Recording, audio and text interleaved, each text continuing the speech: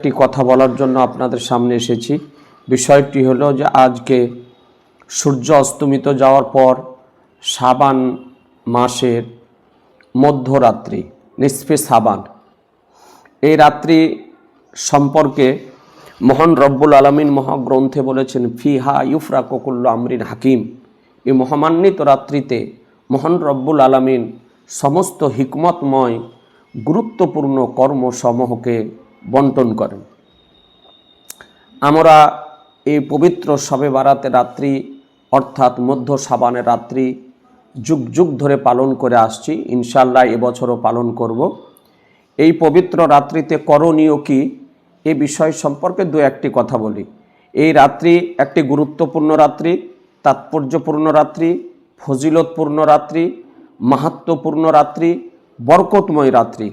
এই রাত্রিতে বেশি বেশি করে আপনি নামাজ পড়ুন, নফল ইবাদত করুন, সালাতুত তওবা, তওবার নামাজ পড়ুন, শুকর আদায় করার জন্য নামাজ পড়ুন, হাজাতের নামাজ পড়ুন, নফল ইবাদত করুন, দীর্ঘ সময় ধরে কিয়াম রুকু সাজদা করুন, দীর্ঘ সময় ধরে কালামে পাক নামাজের মধ্যে তেলাওয়াত করুন।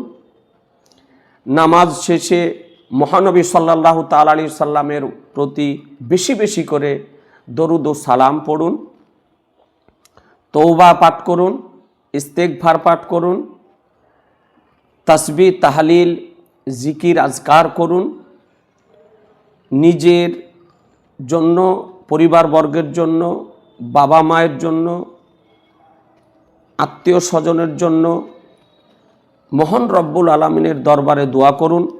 দেশ ও জাতির জন্য দোয়া করুন। তার সমৃদ্ধি কামনা করে মহান আল্লাহর দরবারে দোয়া করুন। এই রাত্রিতে আপনি কবর জিয়ারত করুন। কবরবাসীদের আত্মার শান্তি কামনার জন্য মহান রব্বুল আলামিনের দরবারে মহানবীর ওসিলা দিয়ে দোয়া করুন। এই রাত্রিতে ইবাদতের মাধ্যমে অতিবাহিত করুন।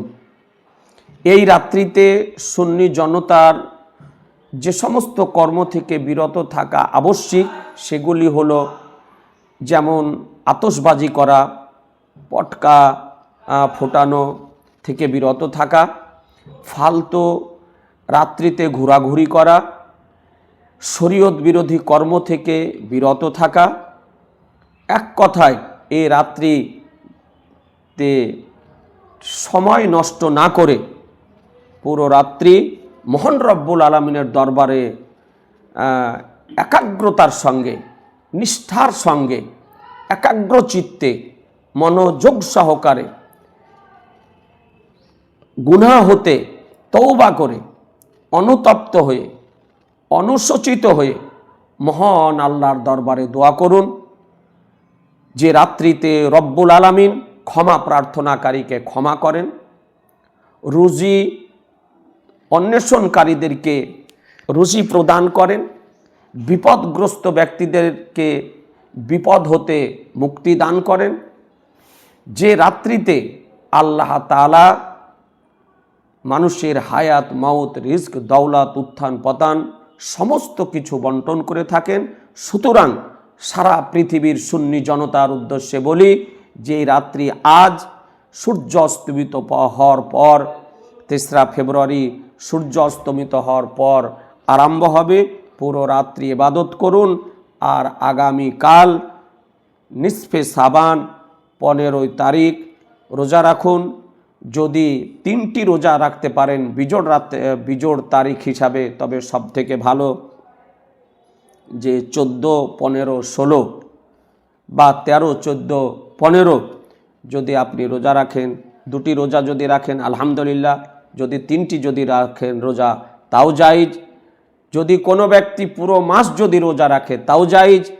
যদি কোনো ব্যক্তি অর্ধেক মাস যদি রোজা রাখে তাও শরীয়তে জায়েজ। এ সম্পর্কে ওলামায়ে আহলে সুন্নাতের আলোচনা সোশ্যাল মিডিয়াতে প্রচুর রয়েছে। আপনাদেরকে অনুরোধ করব যে ইহা জায়েজ। এবং হালুয়া রুটি খাওয়া শবে বারাতে জায়েজ।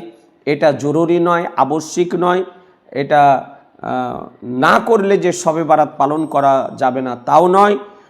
হালুয়া রুটি খাওয়া জায়েজ, হালুয়া আমার নবীর প্রিয় খাদ্য, হালুয়া খাওয়া হাদিস একাধিক সিত্তার হাদিসে বর্ণিত হয়েছে।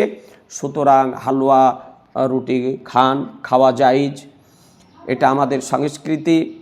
দ্বিতীয় কথা হচ্ছে ফাতেহার ব্যবস্থা করুন, নজর নিয়াজের ব্যবস্থা করুন, দান সদকা খয়রাত করুন এবং আপনি প্রতিবেশীর সঙ্গে ভালো ব্যবহার করুন।